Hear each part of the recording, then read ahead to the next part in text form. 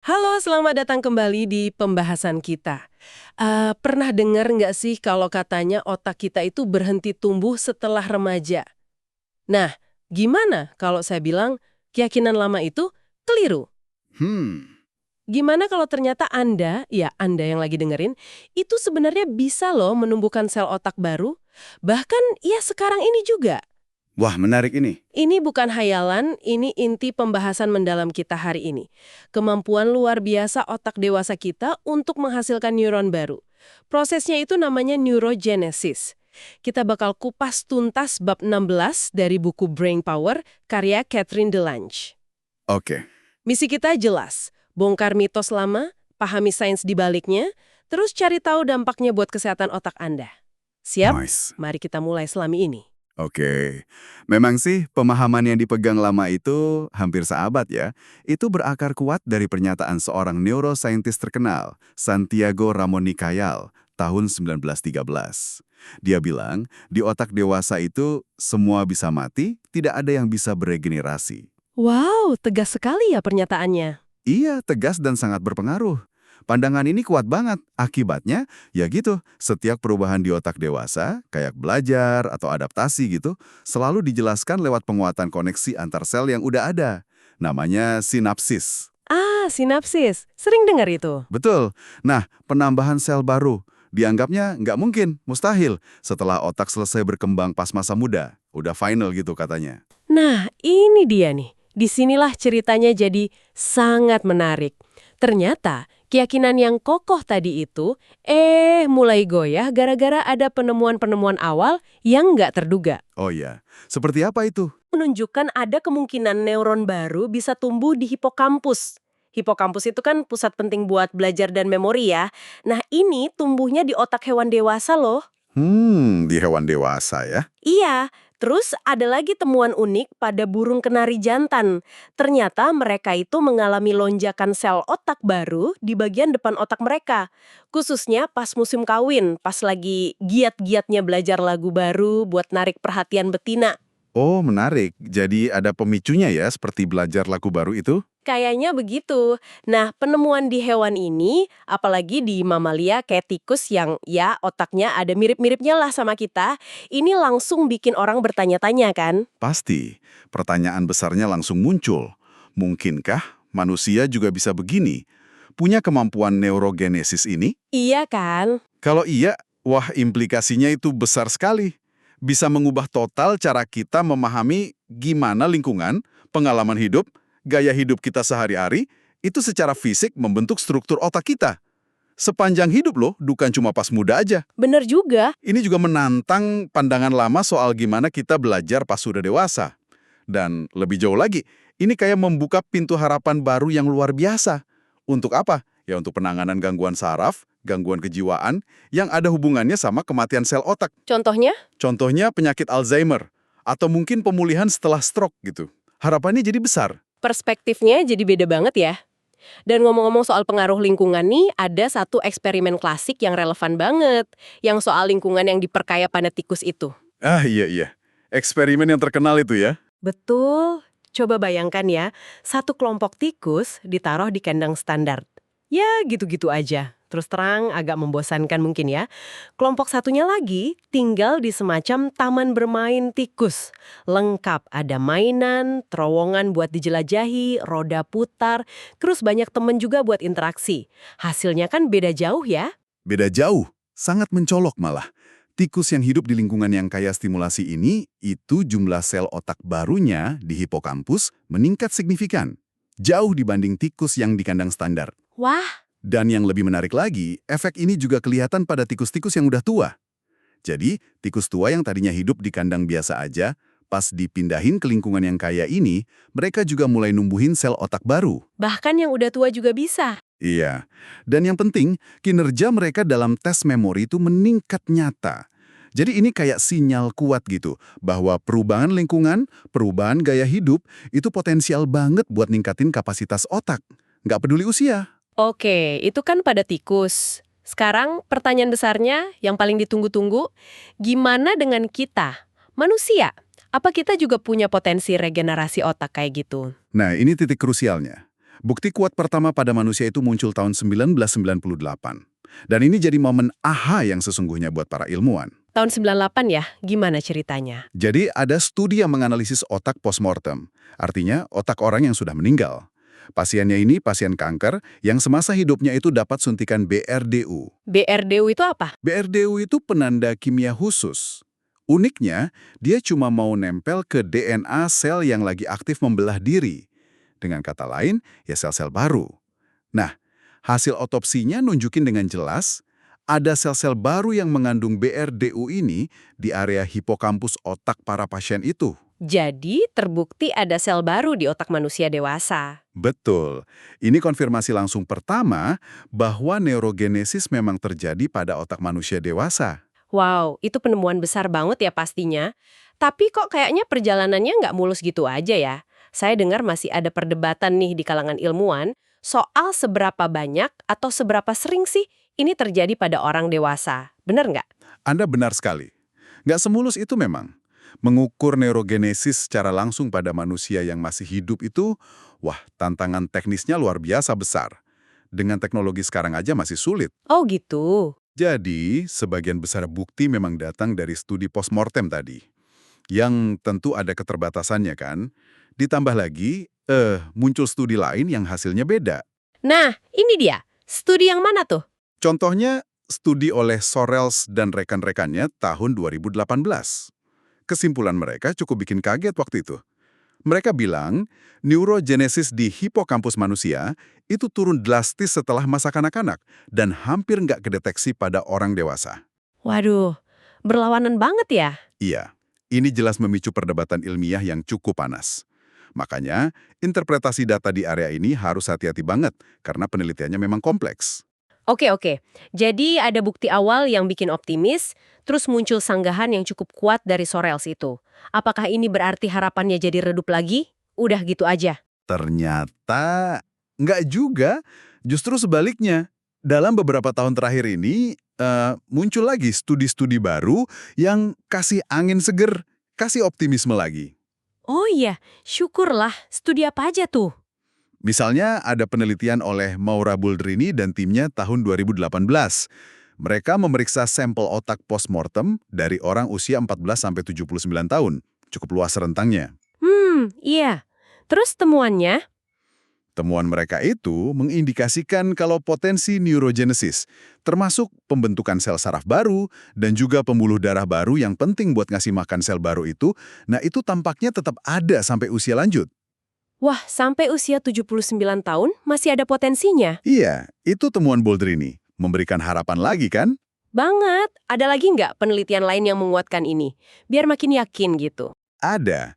Studi lain yang juga cukup penting itu dari Moreno Jimenez dan rekan-rekannya tahun 2019. Nggak lama setelah Boldrini.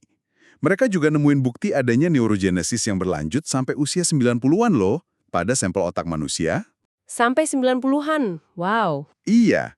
Menariknya lagi, meskipun mereka catat ada kemungkinan penurunan dalam pembentukan pembuluh darah baru, prosesnya namanya angiogenesis, ini penting buat suplai nutrisi ke neuron baru terutama di otak yang lebih tua, tapi temuan utama mereka itu secara signifikan mendukung gagasan bahwa neurogenesis dewasa itu nyata dan bertahan lama. Jadi meskipun suplai darahnya mungkin agak berkurang, pabrik sel barunya masih jalan gitu ya? Kurang lebih begitu kesimpulannya. Dan studi Moreno Jimenez ini bahkan secara eksplisit diposisikan sebagai sanggahan terhadap kesimpulan pesimistis dari studi Sorrells. Wah, ini benar-benar melegakan dengernya. Jadi kayaknya pintu buat pertumbuhan sel otak baru itu nggak sekaku atau tertutup rapat kayak dogma lama ya. Ini kabar baik banget. Nah, ini langsung bawa kita ke pertanyaan praktis nih. Apa dong yang bisa kita lakukan buat mendorong proses ini?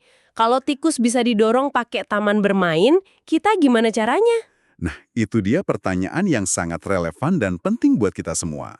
Berdasarkan bukti-bukti yang terkumpul dari penelitian hewan, terus juga petunjuk awal pada manusia, faktor-faktor yang kelihatannya memicu atau mendukung neurogenesis dewasa, ini memang banyak miripnya sama kondisi lingkungan yang diperkaya pada tikus tadi. Oke, apa aja itu faktornya? Salah satu yang paling konsisten ditemukan itu adalah olahraga, aktivitas fisik. Seperti yang mungkin pernah kita singgung dari bab lain di buku ini ya, bab 2 dan 12, olahraga itu diketahui meningkatkan kadar BDNF. BDNF, iya. Brain Derived Neurotrophic Factor. Betul.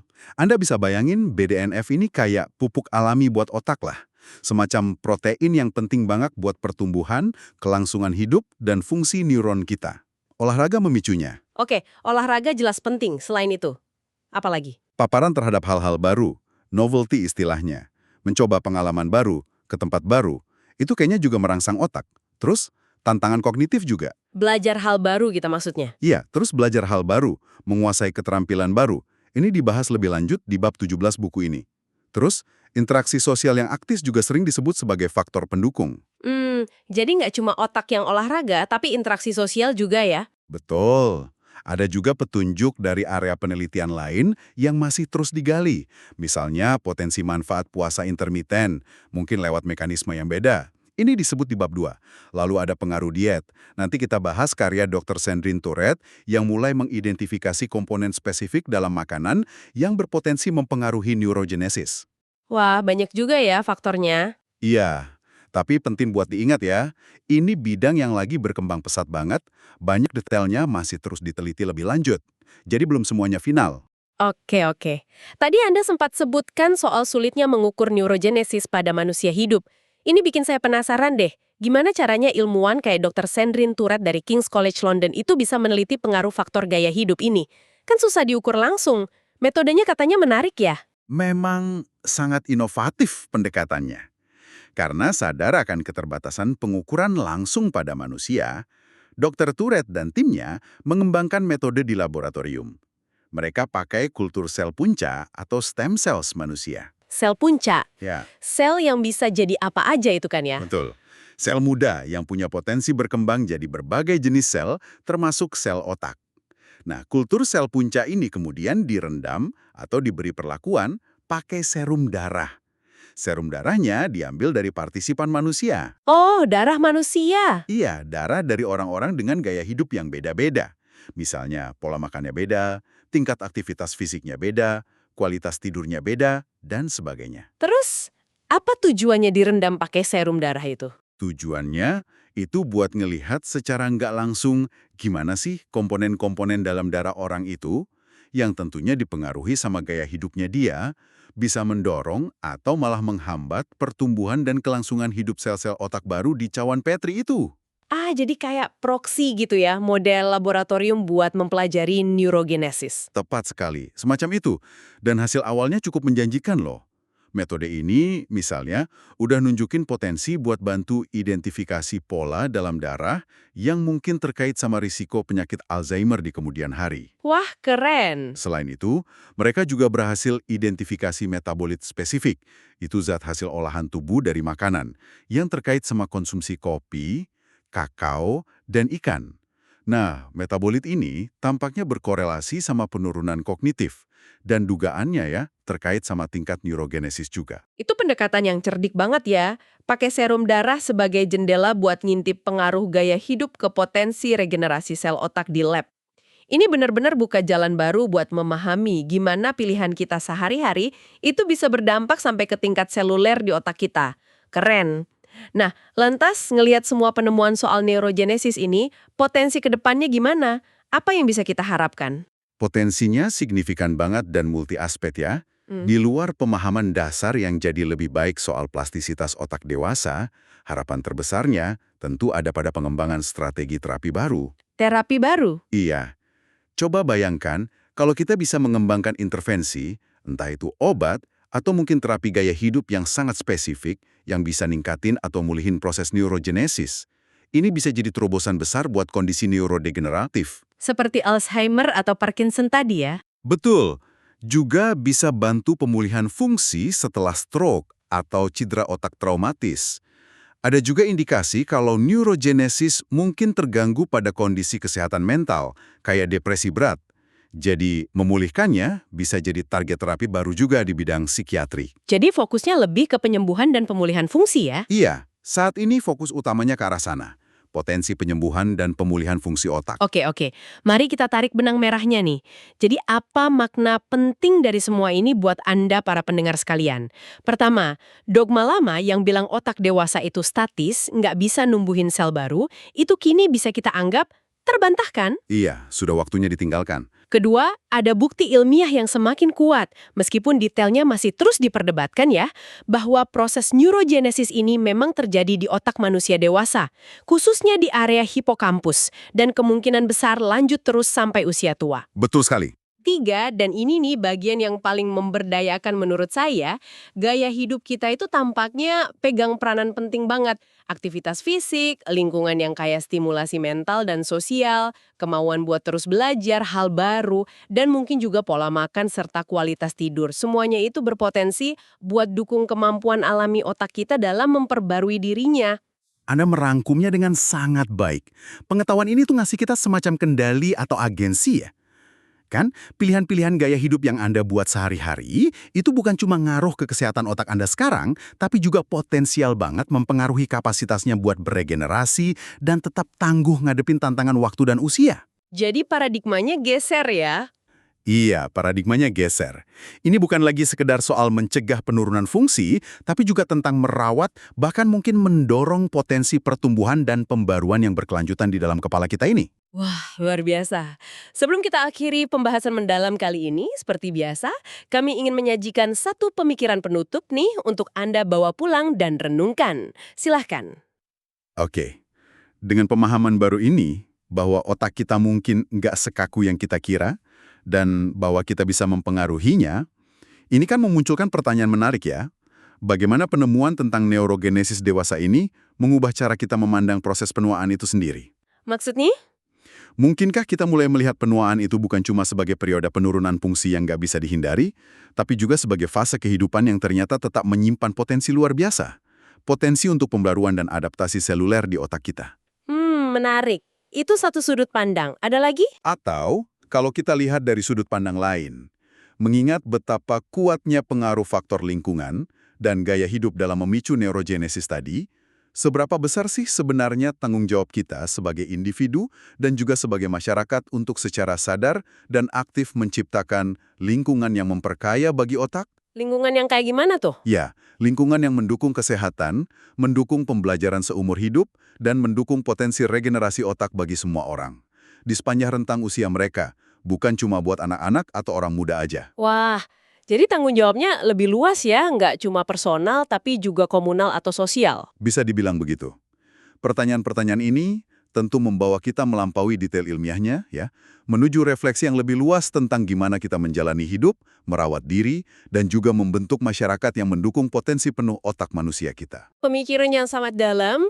Dengan pemikiran tersebut kami ucapkan terima kasih banyak sudah menyimak pembahasan mendalam kita kali ini. Semoga Anda semakin terinspirasi untuk terus belajar, menjaga, dan ya, mengoptimalkan kesehatan organ paling kompleks dan menakjubkan yang kita miliki ini. Sampai jumpa di kesempatan berikutnya.